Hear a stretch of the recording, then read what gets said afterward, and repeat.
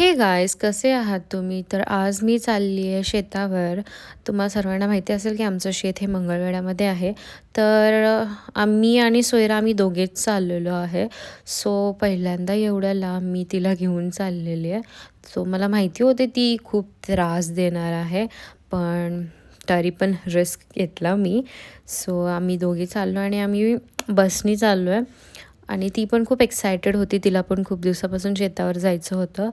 So मग थोड्या वेळाने बसचा स्टॉप होता थोडा रेस्ट करायसाठी. सो आम्ही मग चहा पिला आणि सोयराची मैत्रीण आहे, सो त्या दोघी चॉकलेट पण खात आहे. आणि मग ते झाल्यानंतर मग पप्पा आम्हाला घ्यायला आले. तर इथं आल्यानंतर आम्ही सर्वात आधी जेवायला गेलो. सो जेवण करून झाल्यानंतर मग ही सोयरा बघा. सो ते झाल्यानंतर मग आम्ही पुढे निघालो आणि जाता जाता इथे सीताफळ आणि शेंगा दिसले.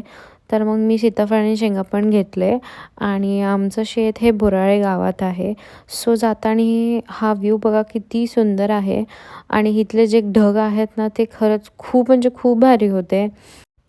शेतावर गेल्यावर खरंच खूप छान वाटतं, कारण की इथलं सर्व जे निसर्ग आहे ते खूप छान आहे.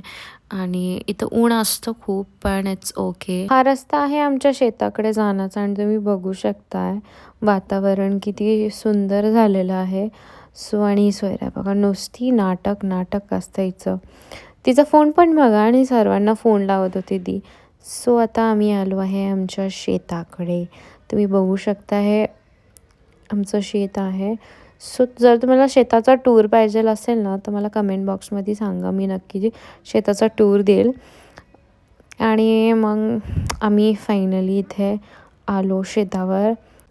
आणि हे आहे आमच्या शेतावरचं शेड. तर ड्रॅगन फ्रूट लावलेलं आहे आम्ही आणि त्याची ग्रोथ पण छान आलेली आहे.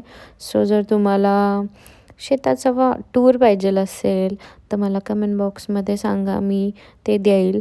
आणि तुम्हाला हा ब्लॉग आवडला असेल तर मला कमेंट बॉक्समध्ये नक्की कळवा आणि सबस्क्राईब करायला विसरू नका. आणि लाईक शेअर कॉमेंट पण करा. सो बाय, तोपर्यंत तुम्ही हा व्ह्यू एन्जॉय करा. काजव्याचं रान सार पाण्यावरती फेरलं, दाटलेलं हसू गुलाबी आभाळावर कोरलं.